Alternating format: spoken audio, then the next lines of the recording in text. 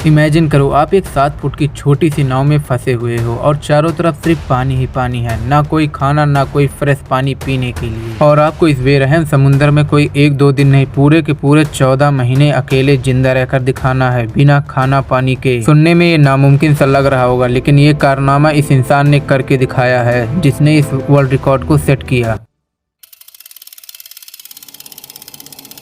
ये कहानी है जोस की, जो कि एक मछुआरा था और मेक्सिको के एक छोटे से तटीय गांव में मछली पकड़ने का काम करता था। ये दिन था 17 नवंबर 2012। जोस और उसका साथी एजेक्वल कोबार्डो, जो एक 22 साल का लड़का था, उसे मछली पकड़ने का एक्सपीरियंस उतना नहीं था। ये दोनों मेक्सिको की कोस्ट से निकलते हैं 30 घंटे की फिशिंग ट्रिप पर, लेकिन जैसे किस्मत को कुछ और ही मंजूर था, इन दोनों के साथ कुछ अनहोनी होने वाली थी। फिशिंग के 24 घंटे बाद इन्होंने देखा कि एक बड़ा सा तूफान समुद्र में उठ रहा है, जैसे उन्हें ये निगल ही लेगा। जब इन दोनों ने देखा कि तूफान बहुत तेजी से इन दोनों की तरफ बढ़ रहा है, इन दोनों ने फिशिंग नेट को वहीं छोड़कर सीधा किनारे की ओर अपनी बोट को मोड़ दिया और फुल स्पीड में ये लोग किनारे की तरफ बढ़ने लगे। इसके पहले ये दोनों किनारे तक पहुंचते इनकी बोट का एक इंजन फेल हो गया।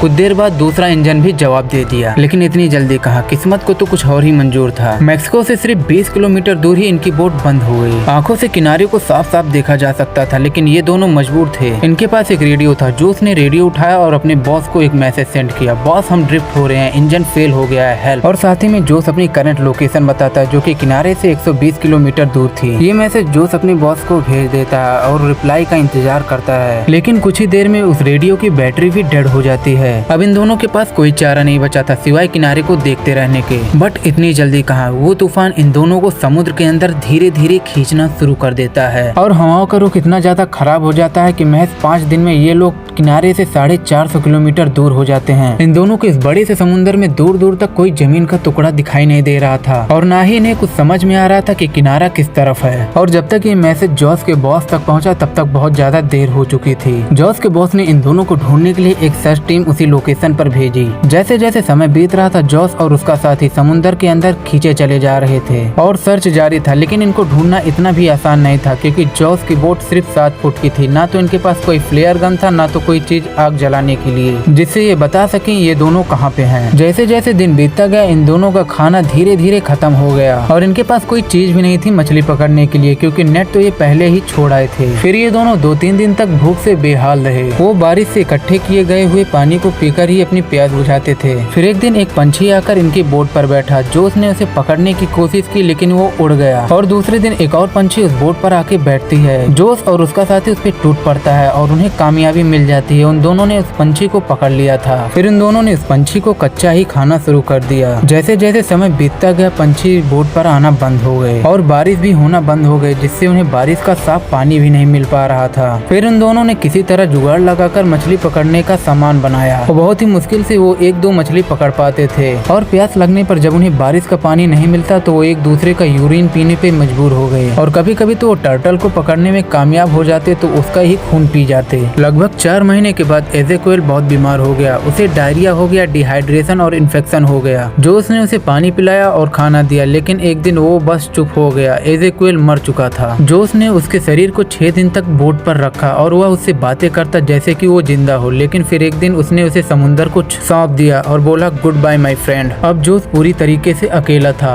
दिन रात समुद्र में कोई इंसान नहीं, कोई उम्मीद नहीं, लेकिन जोस ने हार नहीं मानी। फिर उसने कल्पना की जैसे कि वो घर में बैठकर खाना खा रहा हो और अपनी बेटी से बात कर रहा हो। फिर जोस ने खुद से कहा I will survive for my daughter। जोस इतना ज्यादा अकेला और टूट गया था कि उसे 4 दिन तक सुसाइड करने की सोची, लेकिन उसकी अंतरात्मा उसे इजाजत नहीं दे रही थी। वो अपनी बेटी के बारे में सोच रहा था और यही सोच उसे जिंदा रहने में मदद कर रही थी। धीरे धीरे दिन बीतता गया और वो समुद्र में आगे बढ़ता चला गया। उस प्रशांत महासागर के उस हिस्से में जा पहुंचा जो जमीन से सबसे दूर है। उसे पॉइंट नीमो कहा जाता है। यह दक्षिण प्रशांत महासागर में स्थित है और इससे सबसे पास की जमीन 2688 किलोमीटर दूर है। अगर देखा जाए तो जोस के सबसे नजदीकी जो इंसान था, वो था उससे 400 किलोमीटर दूर इंटरनेशनल स्पेस स्टेशन में बैठा हुआ। अगर देखा जाए तो जोस जहाँ पे मौजूद था, वो जमीन से हजारों किलोमीटर दूर था। अगर मैप में देखा जाए तो जोस पैसिफिक ओशियन के उस हिस्से में मौजूद था जहाँ से सिर्फ कार्गो शिप ही गुजरती थी। और जोस को एक दिन एक कार्गो शिप दिखी भी, लेकिन वो उससे इतनी दूर थी कि उसकी आवाज वहाँ तक नहीं पहुँच पा रही थी। जैसा कि मैंने बताया कि जोस के पास कोई फ्लेयर गन भी नहीं थी जिससे वो शिप तक अपना मैसेज पहुँचा सके। और जोस चीखता चिल्लाता रहा, लेकिन वो सिर्फ उसकी आंखों से ओझल हो गई। ऐसे ही कुछ महीने बीतने के बाद उसे आसमान में चिड़िया उड़ती हुई दिखाई दी और आसपास नारियल तैरते हुए दिखाई दिए। जो समझ गया कि आसपास कोई न कोई आइलैंड जरूर होगा और उसने अपनी नाव को उस तरफ मोड़ दिया